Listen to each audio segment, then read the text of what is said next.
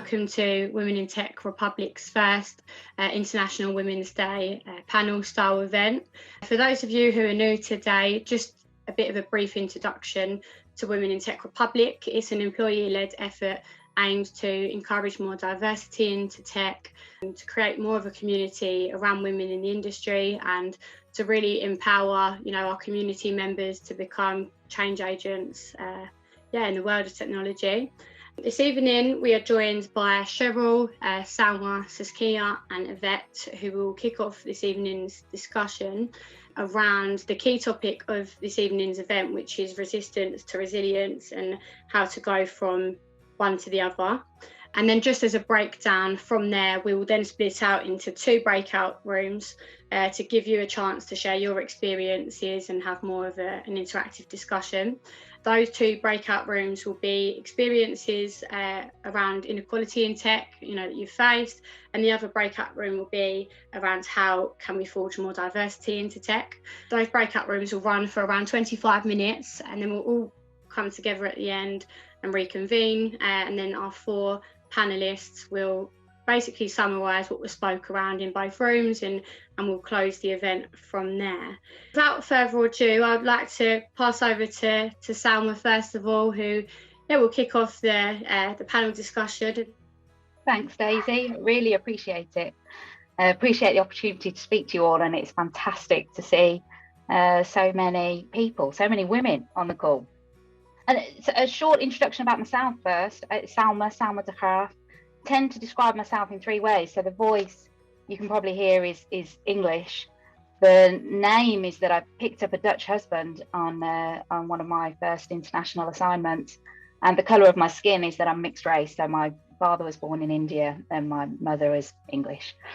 And I work Travix, which you probably never heard of.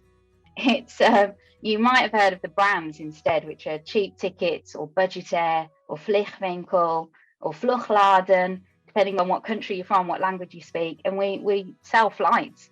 So you can imagine right now when you look up in the skies how it's been for us and what a challenge it is for our customers and our employees to try and figure out new ways to handle millions of customer queries, and it causes a real tech challenge for us. But anyway, that's it. Enough about it, about me and the company. I want to spend my time talking about the topic, which is resistance to resilience. Of course, as I was preparing for this, I was trying to think about, okay, resistance to resilience. Let me begin with resistance, because my journey felt like one where I had to cope with the resistance before I had an opportunity to build my resilience. And for me, what's been helpful is identifying blockers and trying to understand the resistance that I faced and figuring out if that was something I could deal with and influence, and trying not to let that bring me down. And that's where I think the resilience comes in. That's where I think the secret to unlocking this battle is trying to figure out that harder forces of resistance and the growth factors of resilience and where comes the development. And that all sounds a bit cryptic, so let me put a bit more explanation behind what I mean. If I think about my career and the stages of frustration I experienced, the resistance at the beginning comes when I think about the blockers and what was holding me back. For example, in my early 20s, those blockers felt like me trying to have to justify myself, trying to get my voice heard, feeling like they're not listening to me because I'm just a woman at work.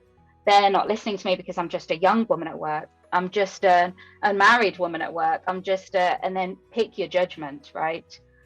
And truth be told, those feelings broke into my 30s and can sometimes still be a record that go through my head now. And then that's where that secret sauce comes in, the resilience. And how do you flip those messages in your head to stop focusing on those resistance blockers, which you can't do much about, and instead focus on what you can do, building up your workplace resilience, giving yourself confidence, room to speak, the breath to be heard, thinking about where can I add value, what data or insights can I share, what projects can I volunteer for, how can I ask for help, how can I say no, better still, how can I say yes as long as you give me these resources, And this feels like the resilience aspect to me, when I focus on things I can influence and pursue them and feel valued for them. And there is more responsibility I take on at work. The more that I feel like I have influence, then the more I feel my responsibility is to create work environments where there's a better mix, a better diversity. And why is that? Because I think the mix makes those resistance barriers come down. There's less of them because the voices in the room are different and not sharing one common thought. And therefore that inclusivity means that you have the feeling to express yourself, the feeling that your voice can be heard. And I want people to spend more energy on building their workplace resistance and less trying to tackle those blockers that perhaps they can't do so much about. And what I'm really proud of is the work environment that we've created, which is extremely diverse and hopefully helps build space and inclusive environments. And that's what I prepared to share with you when I was thinking about resistance to resilience. And hopefully that resonates with some of you. You can feel those feelings that I'm sharing and see what journey you might have gone for yourself. So before we dive into it, because I think that might lend itself to one of the breakouts later, let me introduce you to Saskia, who will take over. She's one of our other speakers today. So Saskia, the floor is yours. Thank you so much, Salma, and thank you all for being here and listening to us and sharing your thoughts, hopefully later with us. Resistance to resilience. I think this is a time, especially with COVID-19, that teaches us how important it is to be resilient. And at the same time, it also shows us how easy it is to be resistant. Because I think a lot of the discussions that you hear is about keeping the old, keeping things the same, or being back to normal as soon as possible. At the same time, we all have to deal with situations that we have never dealt before. So I really love the theme also in the matter of time and reflecting on it from a diversity perspective. I've been working my whole life in the technology industry in different organizations. And I think the resistance is on 3 levels. It's on the organizational level. So the resistance and maybe even the systems that are in place that make it difficult to be equal or to make sure that a diverse team is being put in place.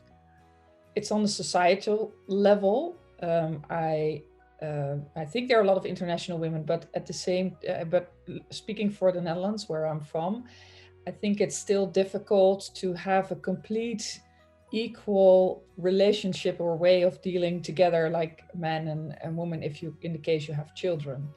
To be really honest, I don't know a lot of couples where both men and women have a full-time job. I know luckily a lot of women who have high jobs and big careers, but usually then you see that the husband is taking over some of the time at home. So how do we organize it in such a way that it really can be equal? And I think what we want to talk about today is also about yourself and about the individual level. And especially when I worked in management teams at Microsoft, I felt the resistance, not so much that my voice was not heard, but the voice that they want me to talk about was about empathy, emotions, and people. So when the topic about emotions or people came on the table, all the guys would look at me and say, okay, you're a woman, so you can deal with this topic. And when I tried to come up with solutions, they didn't like my solutions. So I ended up in a lot of discussions. So what I ended up was keeping down my voice and telling them that I didn't want to talk about those topics because I didn't want to put in front of the table and also being judged and being having to be able to cope with all the resistance. But then with my own team, I did an Aikido session. And I don't know if you know Aikido, but it's like with 2 sticks that are together. And if you fight, and you try to fight back. So you have the two sticks together. You won't end up anywhere. So maybe some is stronger than the other one, but no one is winning, and no one is leading somewhere. And I think the comparison with the sports, where actually it's a very elegant sport where you have to try to find the flow, but still keep your voice and also keep your horizon towards yourself, where you want to go, and try to, in that flow, come there together. And by understanding that also from a physical perspective, so feeling it really, it turned my feeling of resistance into resilience, because I understood that together you don't have to give in to your solutions or ideas or who you are, but you can take a lead and help people come with you and understand you. And I really like that about resilience, and about how I think in diversity and in diverse teams, we have to start working together. And I use this time, especially at COVID-19, to also, not only from a diversity perspective in gender, but also in opinions, because I think there are a lot of opinions and we try to separate them all and try to shout out loud and make sure that your voice is heard, and it's not going anywhere. So to really understand, and I have just one, if you ask me like what should I change, that's one thing, and that's being really clear on questions that you want to raise. So a powerful question achieves much more than the right solution. And I think we as women have a lot of abilities to not be as competitive or as straight in like, okay, how many solutions do we have? But think about the question that is at the table, or raise the question that you think is underneath. And with that question, you can change into resilience, and you can keep people on board and keep people along. I think Einstein said, if I have to come up with a solution, I think 45 minutes about the question, and then I have 15 minutes for the solution.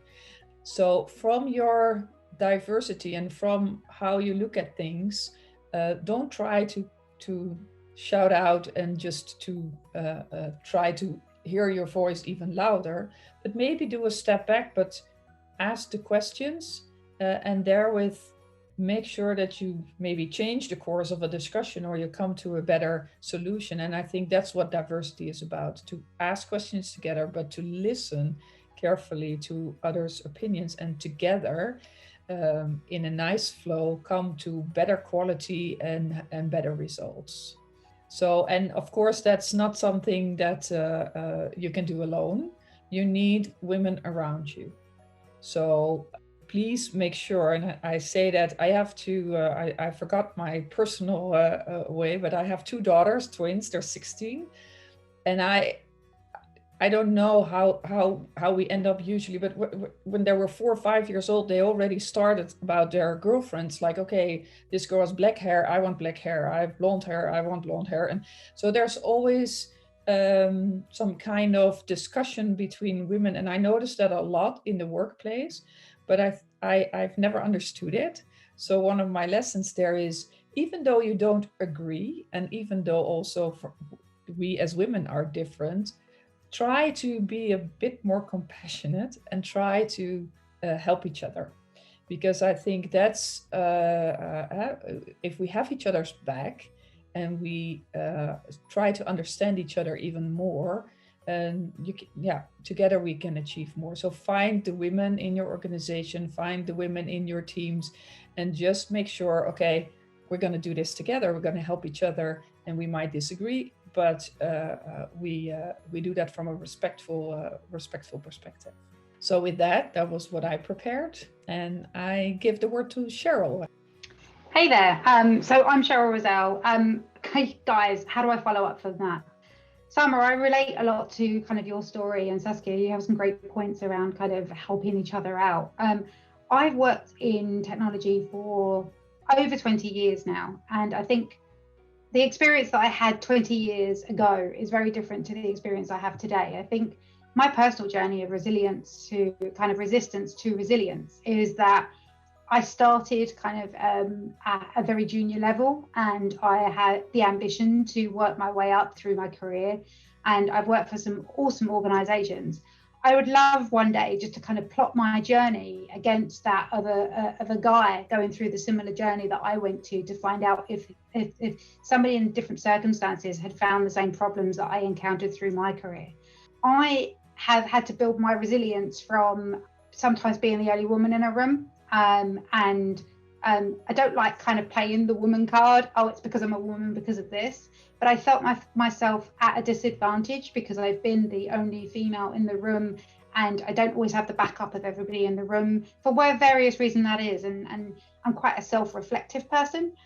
So I take those scenarios that I'm in and I go, oh God, can I have dealt with that better? Is that, and I find myself doing it today, let alone kind of Cheryl of 20 years ago when I first started out in a very junior position where I had no experience to back up what I was saying. So I would find myself trying to give a compelling argument, but basically not having the clout and the technical know-how to back that up. So I've kind of, my personal journey has been to build up my experience, and I use experience as a way of building in that resilience, to the experience to know how to deal with a situation, the experience to know when to argue, and have that conversation and say, actually, I don't quite agree, I think we should do it this way, or when to go, I'm just not going to say anything because it's probably the best time to do that. And I think that's something we can probably relate to, men and women, being in a room where you don't have confidence in your own voice. And having that confidence in your own voice literally comes from experience, learning from others, working with people, growing a network of people that can support you, and finding out that you're not the only person that feels that way. I think that was a big kind of like light bulb moment for me when I was like, actually, some of these things that I'm finding, other people can relate to those as well. I totally agree with everything that Salma and Saskia said. And I think from what my experience is in kind of my career, technology has evolved, and technology has become more organic to everybody. I mean, kids are picking up their phones now, and they're playing with phones from such an early age. They're using technology without even thinking about it. People that say, oh, I'm a technophobe, actually use a phone every day, use a laptop. During COVID, we've all had to adopt different ways of working. Even my parents, who are diehard technophobes, have had to use Zoom. And without even thinking about it, they've kind of had to adapt. I'll give you a quick anecdote that it was my 40th birthday and we had a Zoom call. It was my birthday, 24th of March, and 23rd of March, obviously, we went to lockdown. So set up a Zoom call, assumed my mum would be able to use Zoom because she uses Teams all the time, and I thought similar technology. So sent her a link, she logged into it. 2 weeks later, she rings me up and we had some technical issues on the call. And I'm like, Mum, why couldn't we hear you? She's like, I clicked the number in the Zoom call, which was an American number, and she dialed it from the UK, and she ended up with a £350 phone bill. And it wasn't even a great call because we couldn't hear her half the time. I felt like I was in a seance. Mum, are you there? Mum, can you hear me? So, I think a lot of people have had to adapt very quickly to using technology. And I think that has evolved the landscape of the type of people that work in technology. So we've gone from it just being guys who understand how to code and how to be a programmer. I think vocations, because of the technology evolvements, have happened so greatly over the last 20 years. And I think even in the last year, technology has advanced so much that it's opened so many doors to different people and different walks of life coming into technology. Those diversity groups are coming, and they're understanding I don't have to be a coder, I don't have to be a developer. There's other avenues in technology. Kind of if I summarize myself, I'm a bit of a busybody. I like to get involved in so many things and initiatives within the organizations that I work in, trying to encourage people to get into tech, getting them to understand that there are more than just being a diehard coder. People that sit in the dark and just sit in front of a computer all day typing away. There's so much more to technology. There's so many different roles that you can adapt, and you can bring experience from previous roles into working in tech. So I class myself as a busybody because every organisation I've worked in, I'm the one setting up the group. If it's a diversity group, or if it's a, let's talk about imposter syndrome. Let's talk about topics of conversation that people don't always talk about. Let's try and bring people together that are like-minded. And I think if I talk about resistance to resilience, I look at my career, and over 20 years, I've seen that change, not just for me personally, but for a lot of people that I've worked with in those organizations, or people that I've met along the way. And I see that less resistance to diversity groups or women working in tech, or, there's lots of programs out there. If you want to become a coder, I've spent a lot of time with people kind of career coaching them to understand how they can get into a career in technology, and just giving people support around them. So when I was asked this question, it really resonates with my personal 20-year journey, where I was kind of, 20-year-old Cheryl working in technology, very eager on my first day, showing up to work for Apple, not having a clue what I was doing, and learning from that and that experience. And every time I go on a new journey or I join a new organization, I try and do that self-reflective piece and go, what did I learn? What could I have done better? But also that peer review to go, hey guys, I think I handled this situation like this. What's your perception of it? I tell you what, it's completely different to mine every time. Cheryl, stop giving yourself a hard time. Think about what you're doing and stop apologizing all the time for who you are. It's my worst trait. I apologize all the time for my pure existence, and I need to get over it. And we all feel that imposter syndrome every day. I go, really? Am I the best person for this job? I think that comes to us all. And I think that experience backs that up in my mind going, of course you are, Cheryl. You know what you're doing. You got this. And you just need people around you to surround you to do that as well, and just have a little bit more self-belief in yourself. So on that, I'm going to stop babbling and I'm going to hand over to Ivett. Thank you so much. It was a really nice story. So about me, I'm Ivett, and I am actually an engineering manager right now. And the other kind of interesting point here is that I'm transgender. I was assigned male at birth. So it becomes interesting, why do I talk about equality for women, right? Because I have never been a little girl. I was growing up as a boy. People saw me as a boy. I was encouraged to go into STEM fields. I did go through all of those steps as a male, and I became a manager first time as a male. So I had my first successes in that way. At the same time, when I did transition eventually, I did face the same issues in many respects, not all of them, of course, but many of the issues that women face, I suddenly came across them, right? Suddenly I wasn't ignored in the room. Suddenly, when I had a strong opinion, it wasn't seen as a strong opinion, but me being overly being pushy and like first when I had that experience, I was really shocked, and I guess this is why trans women can be a really logical ally for the feminist movement in general, because we actually experienced what it's being to be privileged as a male, and then we suddenly face all of the, sorry for the word, but all the crap that women face. And I first, when I had all that experience, in the first few months, I started to lose my confidence. What I felt like suddenly I was questioning my abilities. I was questioning if, am I really good, or is it just that I seemed good while I was out presenting at conferences and doing workshops and all that. And I built up this huge imposter syndrome that we all talk about. And it's a really annoying feeling. And the other thing that I had to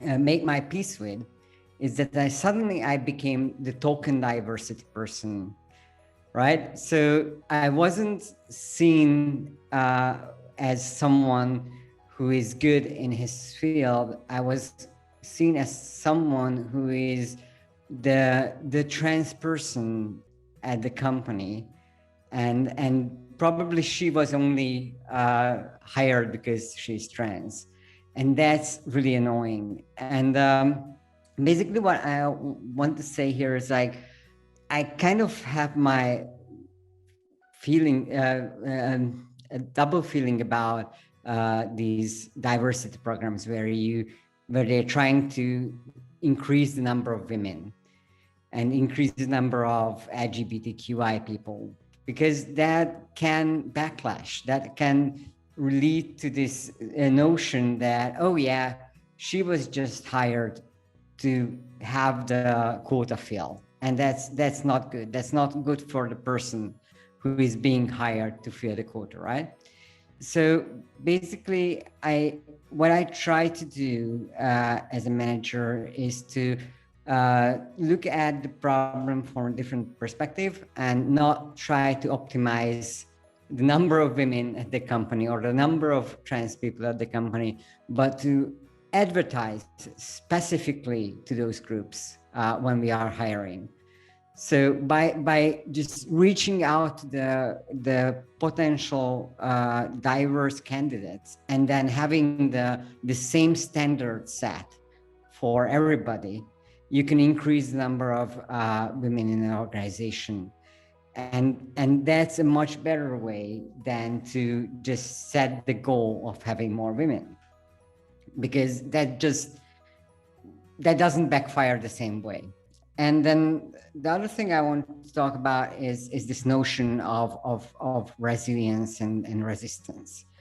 So as I said, when I transitioned, of course, before transition, I had a long period of depression, because guess what? If you have gender dysphoria, it makes you depressed, and quite badly so. So at that period of time, I really struggled in general to do my work. But once I kind of got over it, I entered this phase of realizing that suddenly people don't see me as the same person. And one of my favorite stories is we were organizing there was a conference and we had a booth for the conference, and I was the one organizing the booth. It just was a new company. We didn't have a PR person, so I, as an engineer, decided to play PR person, and I was the one organizing that booth. And then we went to that conference, and I had to link my laptop to a screen, to a big screen. And then I asked the technical guy there if he could bring me an HDMI cable. And then I said, like, I want to connect this screen with my laptop, so I need a cable for that. And then he immediately turned to my male colleague and asked what kind of plug I have him on my laptop. And he was like, what? He didn't understand why he's being asked. And then I just answered. And the technical guy was honestly surprised that I could say USB-C, right? Wow. These are the kinds of situations where you realize that just because you look like a woman, people suddenly see you as someone having a lower IQ. And that's not okay. That's absolutely not okay. And basically, when this happens, so we have two horizons. One horizon is the long-term thing. How do we change this culture? How do we get to the point where our daughters and granddaughters don't have to face the same issues? And for that, feminism and feminist activism, and also like transgender activism, these areas are very important in moving forward the culture and the rights of each group.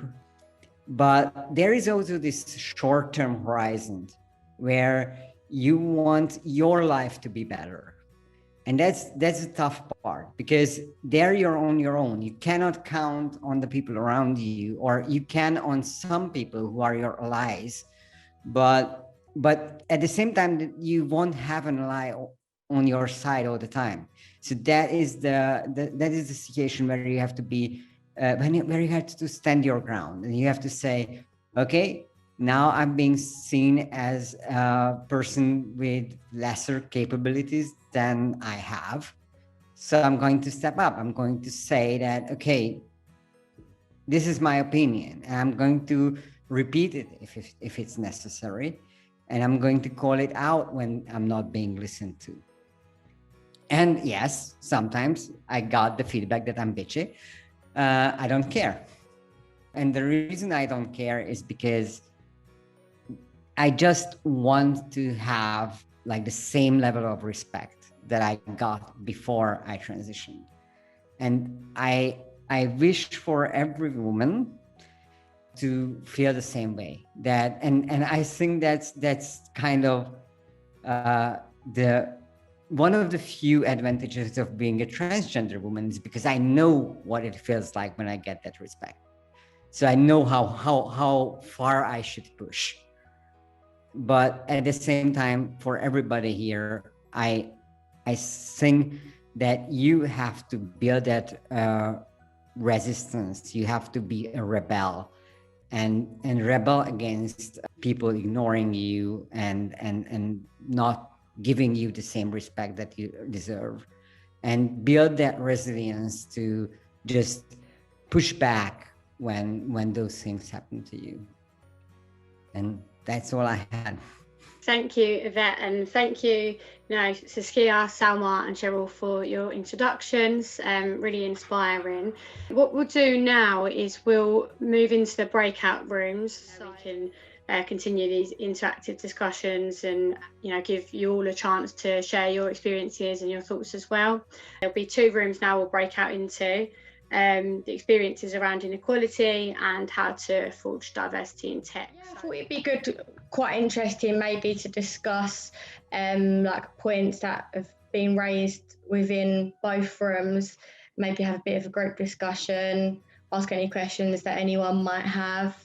I mean, a few points that were kind of raised within our group. So we had the topic around inequality, experiences around inequality within tech, and there are a lot of interesting points raised.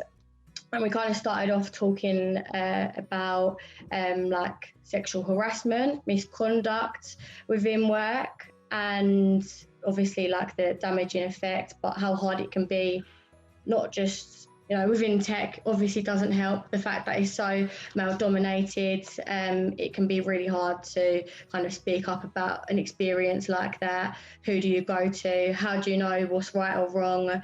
I think a lot of people kind of mentioned that there were issues that maybe at the time didn't necessarily realise that it was wrong, like comments about what you're wearing or what you look like, and that are just completely inappropriate. And that's just things naturally that happen within this industry because of how male dominated it is. I think we also mentioned around how women can be like overseen a lot. For example, if you're like in a group discussion and you mention a point and then a man says the exact same thing as you and he gets recognition for it, but you didn't, you kind of got ignored around the subject. And I think a few people could really relate to that experience. And yeah, just really kind of general. I'm not sure if I've missed anything out. Anyone wants to comment on like what we discussed?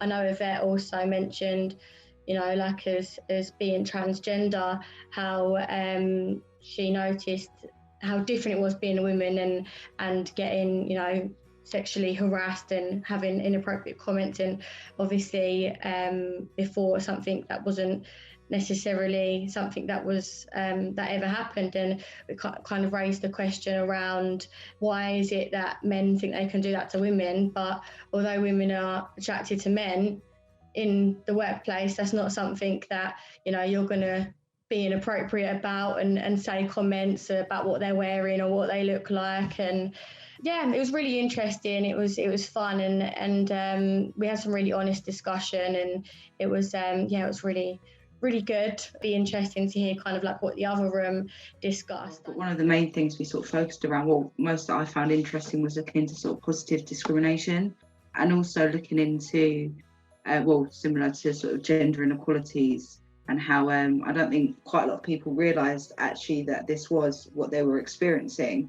Yeah, we talked about imposter syndrome and how, a lot of people have felt it, not really understood what imposter syndrome is. And kind of I touched on it, and Ivett touched on it as well, not feeling that you're the right person for the role, second guessing yourself all the time to if you're in the right position, and a decision that you might make, you might kind of underestimate your value in a room. I think a lot of people feel that, but don't always associate that with something. I know when I started talking to my husband about it, he was like, God, I feel that. And one of the things that was quite interesting is that sometimes imposter syndrome is affiliated to being female, like a female characteristic. We're our own worst character assassinations, I'll tell you, ladies. But I think imposter syndrome is something we can all relate to. And I think we kind of went on to talk about being in a conversation, and when do you speak up? When do you feel that you have confidence in your voice to say something? And when is it the best position to do that? Do you wait and have a conversation with that person afterwards? How do you resolve conflict? We talked a little bit I talked about kind of COVID and how we're, how we've changed the way that we work on Zoom calls and that kind of interaction and that human side of things, how we're missing that human interaction, and we're not as human as we were, and some of those human qualities don't come across on a 2D screen. And then we went on to talk about, we talked about a lot. Then we talked about kind of inequality and positive discrimination, and how women are put forward for roles because they're a woman. And there was lots of nodding heads. I think a lot of what we're saying resonates with everybody, which is kind of why you're at this event. And did a great, piece where she told us about where she was in a call and she kind of called out bad behaviour and stood up for herself and brought back into her personality, back into the room, and seemed to get a lot of respect for it. So it's knowing when to pick your battles around those different points as well. It was a good summary. I think I have leading to that discussion, because I saw a question from Ben. Is it possible to fix the issue of gender skew in tech without positive discrimination? And I think the question is, most of us women don't want to be chosen because we're women, but we have to understand that, and I said that in our call, like in order to reach equality, you sometimes have to treat people in equal. Because they need some support. And I think, especially in the companies where I've worked, where there were mainly men, and also mainly men that were doing the interviews, we're biased. So are we. I mean, I have people that I feel much more connection with. So yes, I think we cannot do it without positive discrimination. Because the fact is that we need to be aware of it. And if we just let it happen, it's not going to happen. So we need awareness, and that might be in different ways. So I'm in favor of quota, which I wasn't at the beginning, but I am right now because it's not going fast enough. But at the same time, also for example, in recruiting people, if you're recruiting a woman and you only have men doing the whole process, it will be much more difficult for her to say yes or no, but also much more difficult for the other part of the table to get a connection maybe. So, and there's no blame for that. It's just who we are and how we're built and how we work and how our bias is. I've done some bias tests, and even I'm biased. So to really understand each other, I think we need to be much more aware. We need to make sure that we look at a combination of people doing interviews, but also in a lot of cases set a quota for the time being. Because if we pass that 30%, there's no need to discuss anymore. But to get there, I think we need to have some positive discrimination, unfortunately. I think you said something there, Saskia, that kind of reminded me of something, that we all have so many unconscious biases, and that's the point, right? We're not aware of them until somebody points it out. You go, God, yeah, I am, aren't I? Like, I am making this decision based on my biases, but not intentionally at all. Ben, I love the fact that you're here, and you, obviously, you know, I don't want to call you out. I think it's great you're here, but we talk about allies, and at HSBC we set up a group called Mallies, which was Men Allies, which kind of would help with diversity and how we grow things out. And I think it's really great that you're kind of here. What's your thoughts on what you're hearing? Obviously, you posted a couple of messages, but I don't want to call you out. No, it felt like the wrong place to put my voice in. Like, I feel like I'm here to witness like a different perspective. To be honest, I feel kind of ashamed by the fact that there's so few men here, right? All the men I speak to in tech are aware that there is a problem in terms of a lack of gender diversity. And yet, what are they doing to try and sort it out, right? You have to start from a point of understanding. And I feel like, you know, the fact that there's so few men here shows what a hugely impossible task it is to try and do something about it, because the vast majority of people in tech aren't even thinking about this, right? They're not even trying to understand, let alone take action. And yeah, that's what I bring to it is you know, the question is how we can get more men to think about this, right? I think we're all applauding you for being here, Ben. I think it's good for everybody. They're like, we really appreciate it because you've kind of come to listen, and hopefully you can take that back to people that you work with and go, well, actually, I attended this event the other day about diversity groups, and this is about diversity, not just about men versus females. This is kind of building diverse groups makes diverse products, which means more successful products and more successful organization.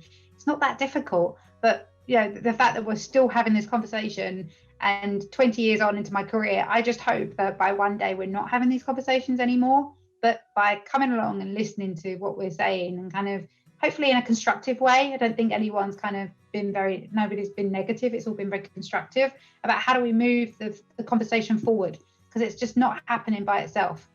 So, I mean, I feel like this kind of experience, this kind of witness, this kind of understanding, I think it's so important that men in the industry sort of start to get it.